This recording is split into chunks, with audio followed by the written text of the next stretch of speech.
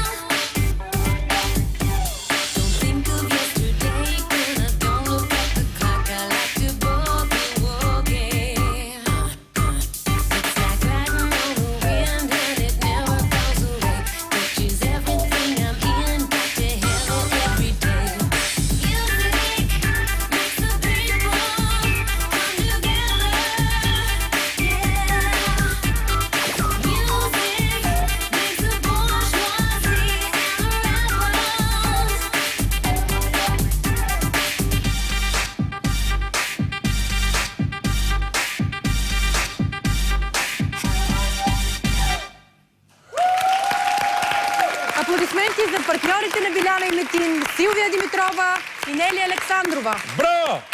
Браво! И сега реагира бързо. Това е добре. Изпревари сте, защото знам, че ми казваш да ги кажа. Не, много добре, на време. Господин Евтимов. Мисля, че Метин най-накрая беше в свои води. Най-накрая прави това, което му е по сърцето. Наистина, преди седмици се поизмъчи с тези валсове, но сега беше на абсолютно себе си. Добре, да. И бемката на Бибич точно където трябва. Бемката на Мадона. Госпожо Сичанова? Беше един прекрасен микс между Мадона и Майкъл Джексън, като визия. Не само Метин прави това, което му е на сърцето, а той го прави изумително. С истинско майсторство, такова каквото просто... Много е добър, нали? Моля? Много е добър, казвам, нали? Изумителен е. На световно ниво. Да, на световно ниво е. Това, което прави, е изумително. Биби е прекрасна, наистина и тя е в свои води тук. Мисля, че това е един от най-силния танц. Добре, благодаря. Господин Илиев. И на мен много ми хареса Метин от началото, наистина. Това е твоя стил. Ти много си силен там.